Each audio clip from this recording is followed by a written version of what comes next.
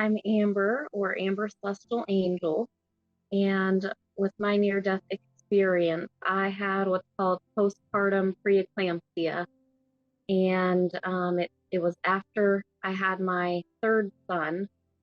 I experienced some weird symptoms, and I had a really hard time seeing. I had a really bad headache, and I couldn't see. And I told my fiance at the time that I think I needed to go to the hospital. So he took me to the hospital. When we got there, I couldn't see at all. I couldn't walk. I had to be put in a wheelchair. And they wheeled me in, took my vitals, and I had a really high blood pressure, was like 190, 180, 190 over like 130, 140. So they said, you have postpartum preeclampsia. We need to get you up to the room now. And I was just kind of out of it. I was actually in this really kind of, I don't know, in between space, I guess you could say. It was like I knew what was going on, but I didn't. And I felt weak in a way. It started out as feeling weak. And so they took me up to the room. They started giving me blood pressure medication through an IV. They couldn't get the IV in, finally did. And then their machines broke. So their machines started going crazy and broke. So they had to do my blood pressure manually. And it was still high. It wasn't going down. And I remember around this time, I really just started feeling at peace. I've started feeling this like, if I died right now, I would be at peace. I would feel okay. Just this overwhelming sense of peace came over me. And this doctor came in, and I just remember it so clearly and vividly. He like throws on this gown and says, we need to get you under the treatment right now for this, or you're going to die, or you could have a stroke or go into a seizure. So usually I'm not for medication or anything, but I was just very kind of out of it and just like, okay. And so I just remember being wheeled down the hallway and still feeling this just sense of weakness and peace. I started seeing kind of weird shapes. I've heard like people who go into a seizure or stroke see the same kind of thing, but I don't know for sure. But it was just some weird images.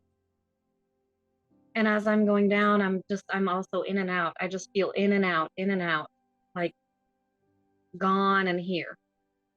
And we get to this room. It's really dark, like no windows, dark. I remember that. It just felt really gloomy. And they started this treatment, and still my blood pressure wasn't going down. But eventually they told my fiance at the time to that he should probably go home and take care of the newborn. And I agreed, and they said she probably needs rest. We just need to let her be. And so he left, and I all of a sudden like could see some past loved ones and some of his past loved ones who I don't know who they were until after. And one of mine that I recognized. And I just saw him like in the corner. And I was like, wow, I know you, but at this point, I was not in my body. I was just an observer, I guess. And I was seeing these people who had passed on. And then I saw this light, these light beings, which I now call angels. I see them as angels. It's just, they were just light. And what mostly I got with them was this feeling, just this feeling of peace and love and warmth. They took me down what I can only describe as like a wormhole or like a vortex. And they were with me, just these light beings. these angels were with me as I'm going down this vortex tunnel thing. And I felt Mother Mary, the presence of Mother Mary. And I'm not religious. I was not religious before this. I had a brief time when I was a child when I was Christian, I guess, but then I kind of turned away from religion and I didn't really know what I believed. I didn't know anything really about angels. So I learned this afterward that they were angels. That presence, I just knew this divine mother presence who I had now just, it can be divine mother, Mother Mary, maybe different names in different cultures, but that's the only thing I knew to call it at the time, or her, this essence. And she said, I am you and you are me. And I wasn't sure what that meant, but I mean, I just took it. I just felt it and took it. And so we're all going down this tunnel thing, and I see this darkness, and this like dark, it's as we're past, it's like we're passing by, but I see this darkness and these dark shadows, dark figures, and it's like gray and black and just dark. And it's like I was observing it and I just was watching, and it wasn't anything I could really describe in human terms. Like these shapes I saw weren't exactly shapes like you see here on Earth, but it was just dark and gloomy. And I just said, well, I'm not going there. And we just kind of floated by it, and I was just watching it all. And then we get to this like really beautiful, beautiful colors, vibrant colors like I've never seen before. And they're just beautiful shapes and colors. And I can't describe the vibrancy and intensity. It was just so beautiful. And I didn't really recognize any of these shapes either, except for butterflies. I saw these really vibrant butterflies, like really vibrant blues, fluorescent like butterflies. And I just thought, wow, that's beautiful. And now during this time, I didn't really have much feelings. Like I wasn't scared. I wasn't worried. I wasn't really any feelings, just with this love, these loving beings and this presence of peace. I thought to myself, maybe I don't want to die yet. That was like a thought or a thing that came through. Maybe I'm not ready to die. And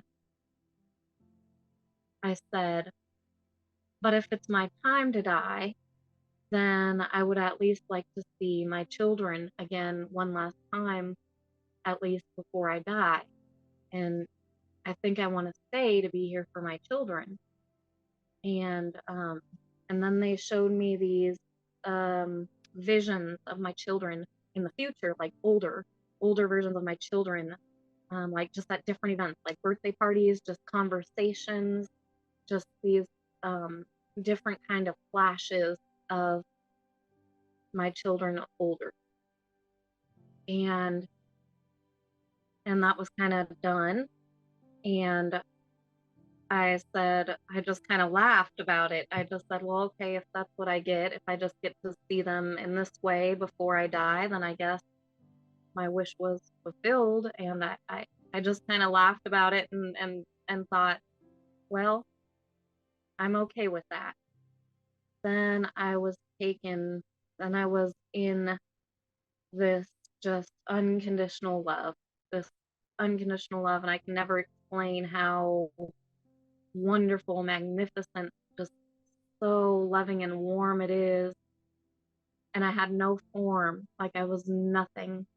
I was no body, just nothing but unconditional love. Just, I was that unconditional love, and I was in it. I was part of it. And it was like nothing I've ever felt before.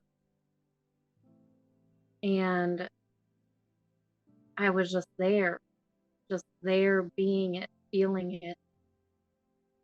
And then all of a sudden, I came out, I guess, out of that, and I was outside of my body, and the angels were with me, and they said, "You're going to heal your body." I could see within my body my organs swelling, my brain bleeding, and I could see this all, and I could see in my brain the bleeding, and they said, "We're going to show you how to heal yourself." But nothing is ever like in words, it's like telepathy. Just it, I don't know. That's all I can explain it as. And so they started showing me how to heal myself and heal my body, and like this energy source, and just like outside of myself, putting my hands on my body and healing with this energy all through my body.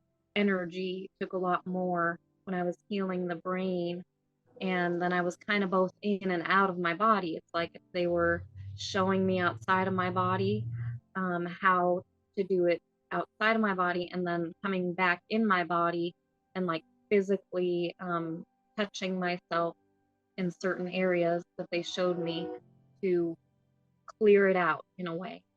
Um, and so I was doing this, and I couldn't tell you how long that was happening. I was just kind of in and out, and then I was back and back in my body, and fully back in my body.